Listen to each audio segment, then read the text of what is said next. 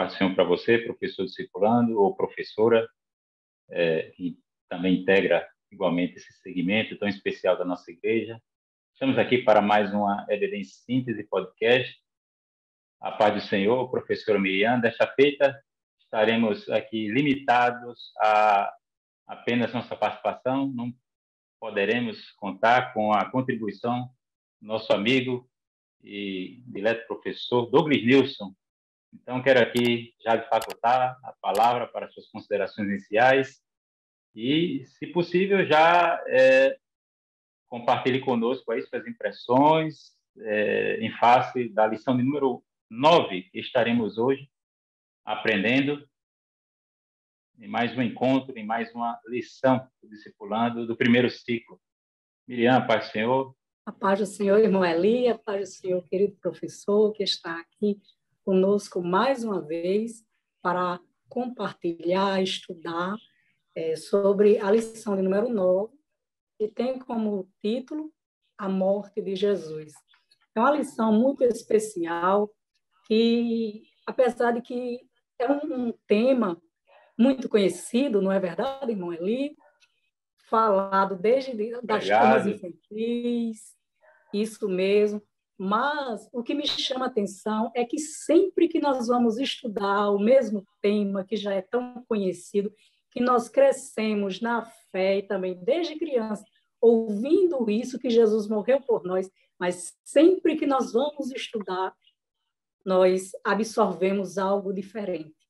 Temos uma nova experiência com o estudo que nós falamos relacionado àquilo, aquele tema. Então, nós vamos estudar sobre a morte de Jesus, entender o significado da cruz, a necessidade do porquê Jesus teve que morrer, que foi algo que muito me chamou a atenção, irmão.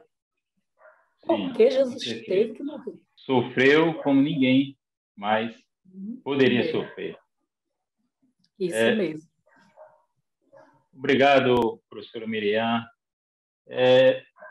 Quero aqui me dirigir a você, que pela primeira vez tem acessado ao conteúdo deste vídeo, e lhe encorajo a se inscrever neste canal, a ativar o sininho e a acompanhar não somente esta aula, como também as demais aulas dos segmentos que integram este canal da nossa igreja, da IADERN, esta igreja que é presidida pelo pastor Martim Alves da Silva.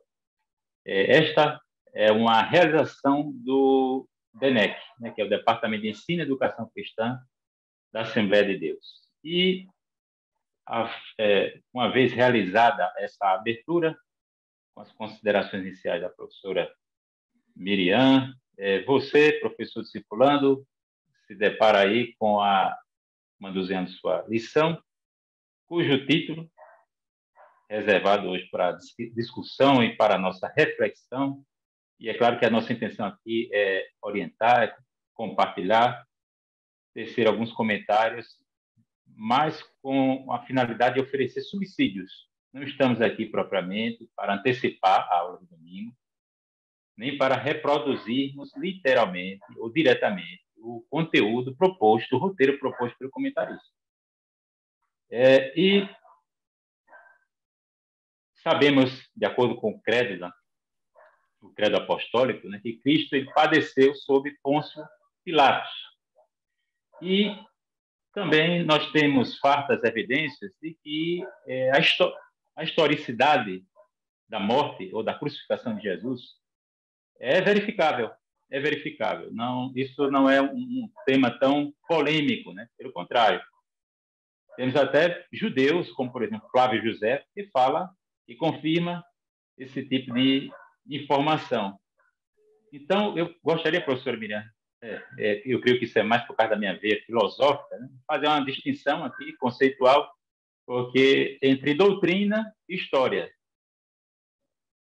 Doutrina e história. Jesus morreu na cruz, isso é história. Agora, Jesus morreu pelos meus pecados, isso já é revelação. O que você acha? E no decorrer da história, né? No decorrer do estudo, que para muitos essa mensagem é loucura, a morte da cruz é loucura, mas para outros é poder de Deus, que nós vamos entender isso aí muito bem. Irmão Eli, sobre a questão logo do primeiro tópico, que fala sobre a necessidade de Cristo, como o senhor mesmo falou. Sim, fique à vontade. A necessidade da morte de Cristo. Para ministrar a aula, mas para trazer subsídio, para conversar um pouco sobre a lição, é porque a partir do momento que nós estamos conversando um pouco, trocando ideias sobre a lição, o professor ele também se familiariza e abre novas ideias, ele tem um norte melhor para trabalhar a sua lição em sala de aula, né? Nós sabemos que com a queda de Adão, o pecado veio ao mundo, e é interessante, irmão Eli, é você professor, que isso trouxe a morte. Nós sabemos que isso trouxe a morte, o pecado trouxe a morte, mas o que eu quero frisar aqui é que esse pecado ele trouxe 2 tipos de morte. Sim. E é importante que o professor ele compartilhe com o aluno, já que ele é novo convertido, de primeiro ciclo, ele explique para o seu aluno a diferença entre a morte física, que foi uma das mortes, e a morte espiritual. Mas o que seria morte física e espiritual? Separação do corpo e do espírito. A morte física, a morte espiritual foi, eu acho que não foi a pior parte, né? Ele foi excluído da presença de Deus. Então, foi um pecado que veio e trouxe a separação entre Deus e o homem, mas o sábio, o pai, já tinha um plano, ele já sabia que ia acontecer tudo isso e tinha um plano de salvação para os seus. E o que me chama a atenção, irmão, é que esse plano não era para ser executado somente através de Cristo, mas tinha participação da Trindade. Também é muito importante trabalhar isso com o aluno. A Trindade, Pai, e realizou o plano. Eu imagino, nós não temos, o nosso pensamento é muito limitado, mas imagino o Pai elaborando o plano. O conselho, isso a mesmo, conferência trinitária. Ia executar o plano e o Espírito Santo colaborar com o plano, convencendo o homem do pecado. É verdade. Então, esse é um dos motivos que Jesus Cristo morreu na cruz do Calvário, justamente por causa disso. Mas outra coisa que me chama atenção, muita atenção, é porque Jesus era o único que podia expiar nossos pecados. Sim. Porque ele era o único que podia expiar nossos pecados. E mais nenhum outro poderia fazer isso. Olha só, porque Jesus era o único. Primeiro, há vários motivos pelos quais Jesus era a única pessoa que podia ter sido o Salvador. Um dos motivos é que o Pai Celestial o escolheu para ser o Salvador, porque ele era unigênito do Pai. Ele tinha o poder sobre a morte. Sim. E que ele deu a morte e ele podia pegar de volta. E mais ninguém poderia fazer isso. Outro motivo era que quem fosse realizar isso aí não poderia ter pecado. Sim. E qual era o homem, irmão Eli, aqui na Terra que tinha condições de realizar um ato de morte na cruz pelo próximo que não tivesse pecado? Então, altruísta, ou em favor de quem não merece. Ou em favor do inimigo. Que dizer, né? Em favor do inimigo. Em favor do inimigo. Isso mesmo. Miriam, você tem falado aí sobre a mediação. O caráter, ou as qualidades, os atributos do nosso mediador. Por um lado, ele era Deus, e é claro que se um mero homem morresse em favor de outro, o valor, qual seria o valor desse sacrifício, ou da morte, o significado? Teria um significado, digamos, do ponto de vista fenomenológico, assim, humano, puramente humano. Um mero ato eu não diria um mero ato altruísta, porque como a ética ela trata também dos atos supererrogatórios, que são atos ou gestos que estão acima da obrigação. Como, por exemplo, você, Miriam, recebeu seu dinheiro no início do mês, você não teria obrigação de dar seu dinheiro todo para alguém. Por exemplo, para um mendigo. Por exemplo, a Bíblia ela também fala que o marido deve dar a vida pela sua esposa, mas eu não tenho a obrigação de dar a vida, entendeu? Por qualquer um. Se bem que o apóstolo João fala que nós devemos dar a vida por nossos irmãos. Então, existem alguns gestos, alguns atos dentro da tradição ética que são tidos como supererrogatórios. Aí o autossacrifício, né, é morrer por alguém, é um deles. Então, um homem morrer por outro, quer dizer, qual seria o valor místico, espiritual? Não, pelo menos não teria um valor eterno, o sacrifício de um homem por outro, de um mero homem por outro. E outra coisa, esse primeiro que morreu em favor de um segundo, ele é um ser humano perfeito, moralmente falando? Virtuoso no sentido estrito da palavra? Não. Inocente no sentido estrito da palavra? Não. Então, o valor do sacrifício não seria eterno, ele não seria inocente, ou seja, um sacrifício do tipo que Deus aceitaria, aceitável diante de Deus, mas era necessário que o nosso mediador fosse humano como nós, porque de outra forma ele não haveria de sofrer nem morrer na cruz. Então, você tem atributos humanos que seriam requisitos minimamente esperados para um mediador, que não seria apenas humano, mas também Deus. Ele tomaria sobre si a humanidade, mas estamos aqui falando do Logos encarnado.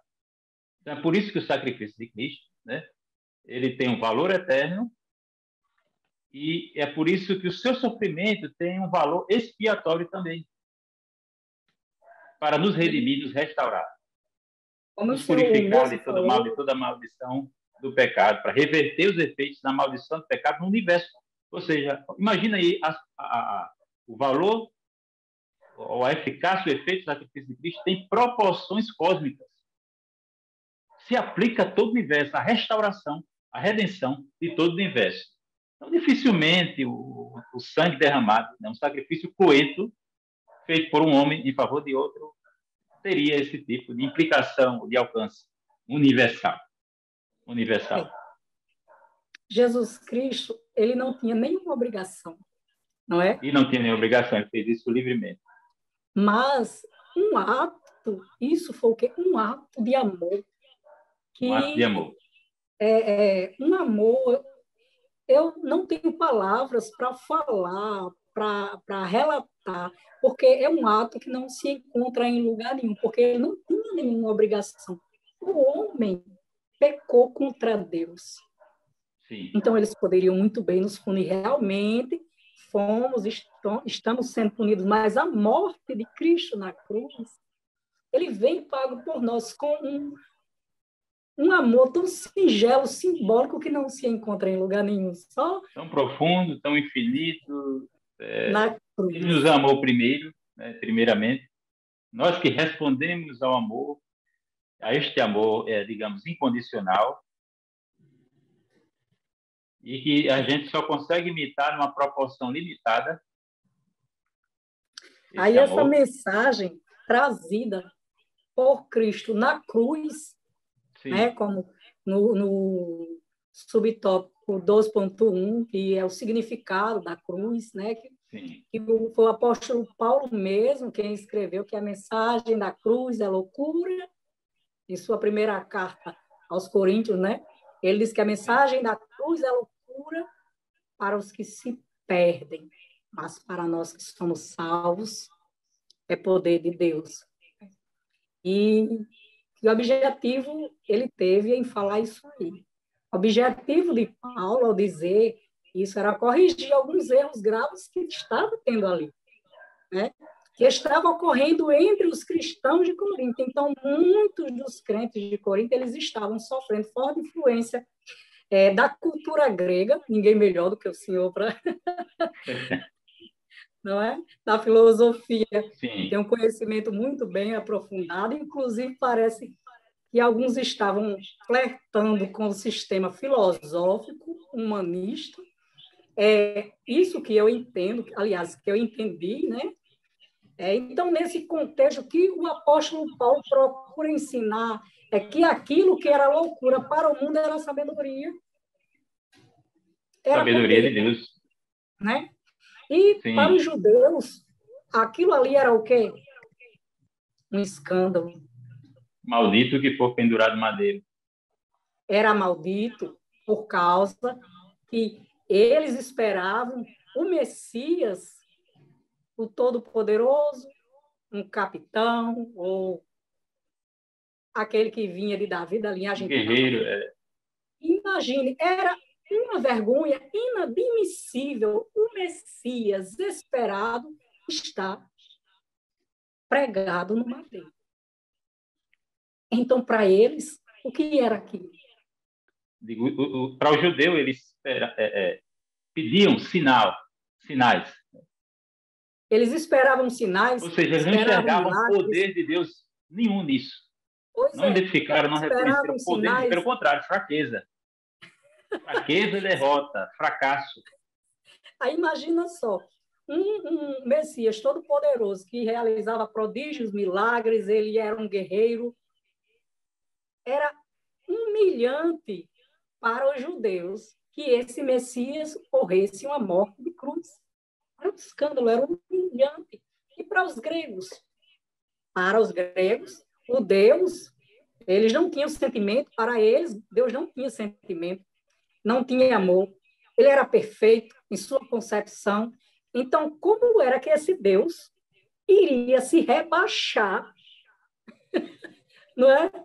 Iria se rebaixar a vir e se tornar um homem igual a mim e a você e demonstrar um ato de amor ou até de sofrimento, já que eles não tinham nenhum sentimento, ou não tinham nenhum amor, eles simplesmente eram Deus. E de repente está ali. Então, era loucura. Para os judeus, maldito. Então, uma humilhação. E para eles era loucura. Então, quando o que eu vejo é que às vezes nós passamos por um versículo, uma passagem, não procuramos mastigar bem ela. Então, observando isso aqui, loucura, maldição para um, loucura para outros. Aí nós vamos entender por que para os judeus era uma maldição, uma humilhação, por causa do que eles esperavam daquele que podia tudo, era forte. Então, aquele ali não era Messias, porque ele não ia se humilhar daquele jeito. E para o outro, era o Deus que não tinha amor e ele também não ia vir como homem para morrer uma morte de cruz. Aí nós conseguimos absorver melhor o versículo. Não é isso? E nós só podemos, Miriam, chegar a essa compreensão por causa do Espírito Santo. Por quê? Isso. Porque essa verdade vem a nós por revelação. E a revelação é supra-racional, está acima da razão. A razão humana ela é finita, ou seja, limitada, inclinada para o mal, ela é maculada pelo pecado. Então, o homem de si mesmo jamais chegaria a essa conclusão de que Cristo, de que se tratava ali, pregado na cruz, né, que se tinha ali, digamos, aqueles judeus, né, aquela plateia, aquela multidão ali, que testemunhou a morte de Cristo, e ali era o Filho de Deus, que era o Messias tão esperado. Então, isso é anti-intuitivo, do ponto de vista assim, racional, no horizonte do pensamento humano. Isso vai contra toda expectativa, tudo que eles esperavam. Né? Mas isso não quer dizer que o significado da morte de Cristo e o que nós depreendemos a partir da revelação, né? Ou seja, quando a nossa razão ela é socorrida, informada pela revelação, isso não quer dizer que o significado da morte de Cristo na cruz, ou a verdade que nos é revelada nas Escrituras, nos seja, digamos, incoerente, ilógica ou irracional, intrinsecamente irracional. Não. Agora, é claro, fora da revelação, você não tem como chegar a esse tipo de compreensão, a essa conclusão, tá certo? Então, é necessário a assistência do Espírito Santo para lhe iluminar, convencer o homem do pecado, da justiça do juízo e também iluminar, para que ele compreenda o significado da morte de Cristo. Porque você tem a perspectiva do amor revelado, evidenciado, e também a justiça de Deus. Né? Porque o pecado não poderia ficar impune. Deus é santo.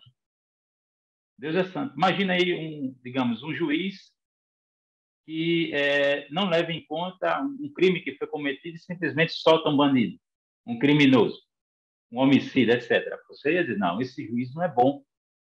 Então, estamos diante do Deus que é o sumo bem e cuja bondade é santa. Então, Deus ele reage ao pecado e como não havia justo sequer, não foi necessário ele mesmo se sacrificar pelo homem. Imagina aí o Deus perfeito, esplendoroso, né? Rico se fazer pobre por nós, abrir mão de seus privilégios, né? E tomar sobre si a humanidade.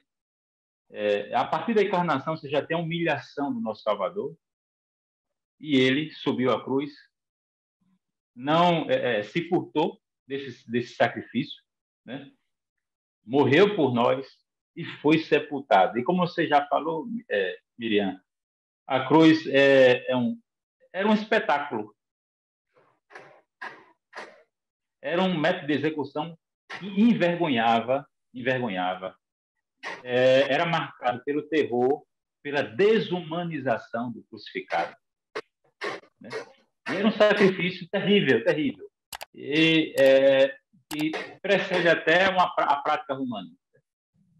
E tem, de acordo com alguns autores, você tem essa tradição quanto a esse método de execução, a prática, né, do empalamento já com espessas, tá certo? E depois isso é verificado ainda sob Alexandre o Grande, Alexandre o Magno, e depois durante o Império Romano. E quem era o alvo, ou a vítima punida com a crucificação? Revoltosos, mas em geral era o escravo, ou seja, era um tipo de morte digna de um escravo criminoso. Aí nosso Deus nem era escravo, nem tinha cometido crime. Então, a um só tempo, assim, a crucificação era um espetáculo, era algo horrível, algo injusto, envolvia muito sofrimento, muita humilhação, e nisso aí você tem Deus revelando seu amor e sua justiça, porque ele não poderia deixar impunes os pecados. Agora, interessante, anjos pecaram e ele não quis perdoá-los. Mas no caso do homem, ele resolveu perdoar, resolveu manifestar a sua graça. Deus é gracioso em si mesmo, mas ele não revelou essa graça para os anjos, mas para o homem, revelou essa graça, essa misericórdia, estendeu, né? E é por isso que você precisa de que Deus lhe revele isso, na sua palavra.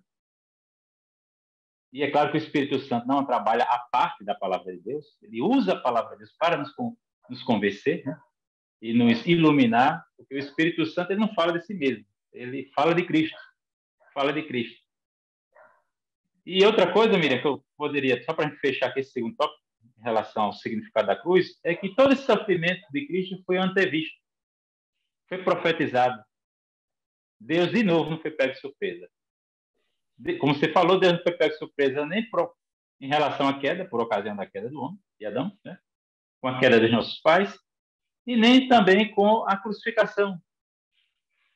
Tudo isso foi antevisto, antecipado. Por exemplo, no Salmo 22, você tem a descrição de boa parte dos sofrimentos de Cristo na cruz. Salmo 22. E em Isaías 53, você tem pelo menos 3 palavrinhas que resumem tudo aquilo que Jesus sofreu.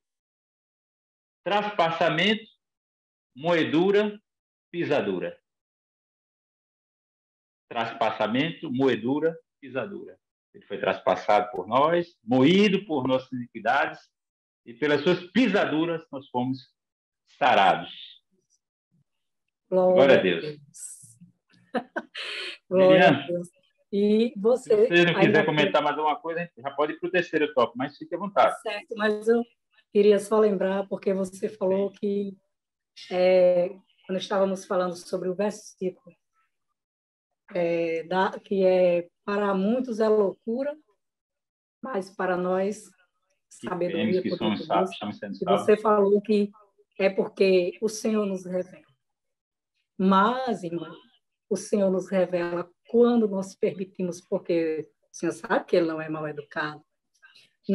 Nós somos dependentes dele, dependentes do Espírito Santo. O Espírito Santo nos revela, ele nos ensina, ele nos faz lembrar, ele nos esclarece. Ele não é invasivo, mas ele nos esclarece quando nós damos um lugarzinho, Espírito Santo me ajuda, ele nos revela. Então, é muito importante o professor não ir para a escola bíblica dominical somente com o técnico, somente com o que estuda, somente com a leitura, com a lição, mas com a intimidade com o Espírito Santo. Porque parece que a mensagem ela flui de um jeito que ela consegue alcançar o próximo. É como um balde de tinta. O coração precisa estar aquecido. É como um balde de... Nós não podemos... Eu sempre digo, irmão Eli, eu não posso ser cheia do Espírito Santo. Não seja cheia do Espírito. Transborde nele. Porque quando você é cheio, se for como um balde de tinta, você vai levar o balde para qualquer lugar e ninguém vai ver a marca. Você vai saber que está cheio, mas ninguém vai ver a marca. Mas quando o balde de tinta está derramando, por onde passa, alguém vai dizer, passou gente aqui e deixou as marcas. Então, nós precisamos transbordar. Tá nos derramando, tão cheios do Espírito a ponto de transbordar. Porque quando você está transbordando, que você ensina, a palavra, ela alcança o outro, além de ouvir, ele consegue sentir. O coração se alegra, muitas vezes se emociona, e ele é verdadeiramente tocado. Mas, às vezes, a pessoa estuda, e sai somente o automático.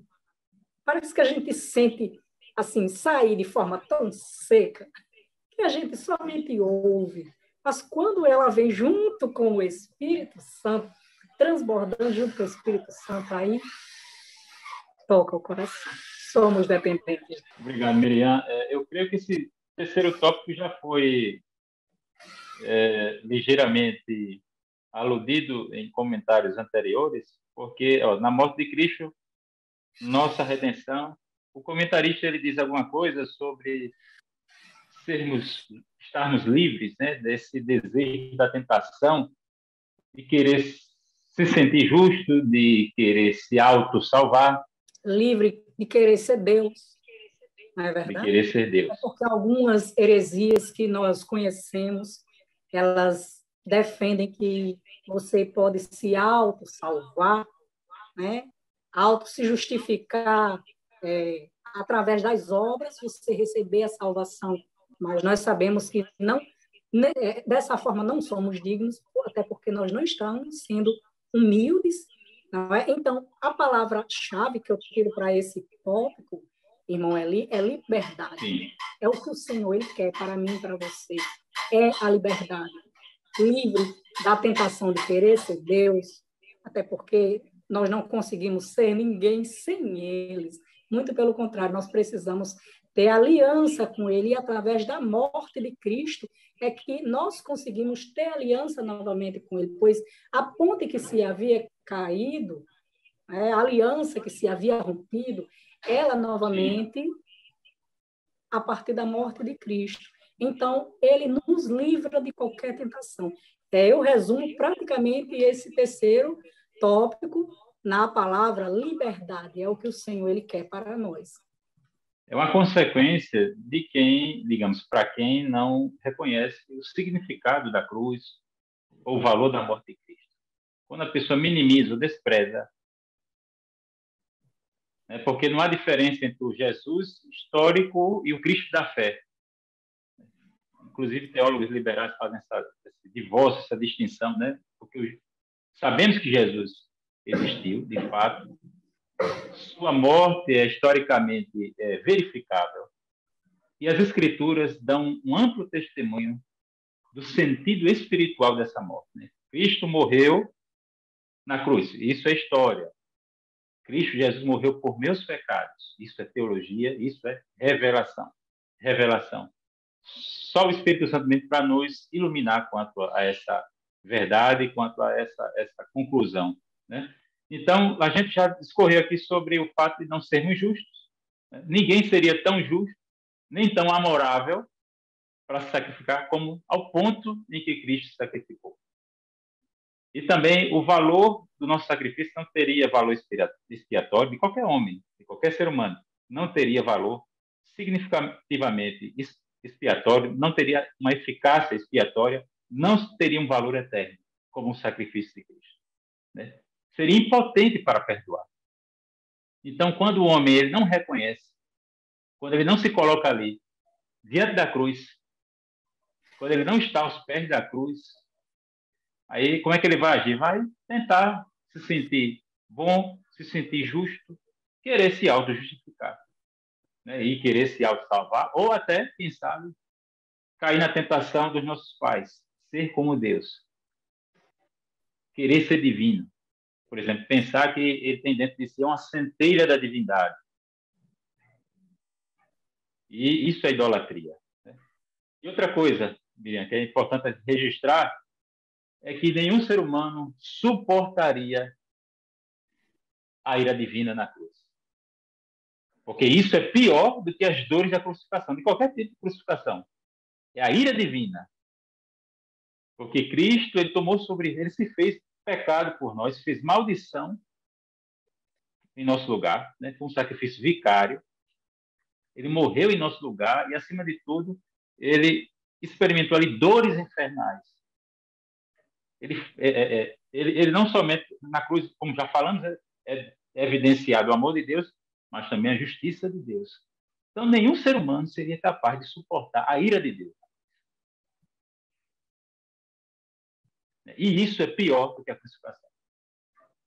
Isso é pior. Então, a gente precisa estar aqui com um sentimento de gratidão. Cristo nos livrou. Livramento, liberdade. Porque a palavra-chave agora para o desfecho desta lição. Né? Liberdade. Cristo, Deus nos preservou disso. Porque sabia que o homem seria incapaz de passar pela cruz. E somente o sacrifício de Cristo, aliás, de Deus, para si mesmo, né? Porque o sacrifício de Cristo não pagou para Satanás, para o diabo, não foi feita nenhuma reparação diretamente com o diabo, não. A reparação foi de Deus consigo mesmo. Deus enviando seu filho, Deus planejando, Deus enviando seu filho, e Deus agora aplicando a salvação, os efeitos da salvação nos corações através do Espírito Santo. E Cristo está à destra de Deus hoje, intercedendo, ou seja, aplicando a sua expiação em nós, quando intercede por nós à destra do Pai.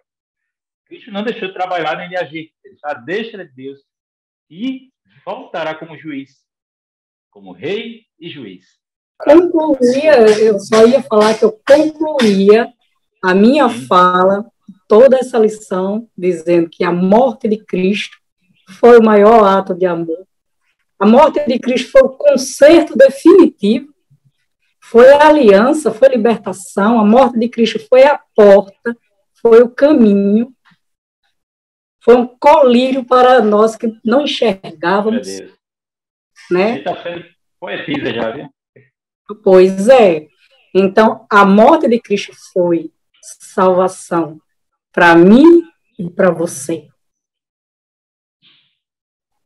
Amém. E próxima lição, a ressurreição de Jesus. Sabemos que a história não termina aí, com a morte. É verdade. Então, é interessante observar aqui do ponto de vista humano, né?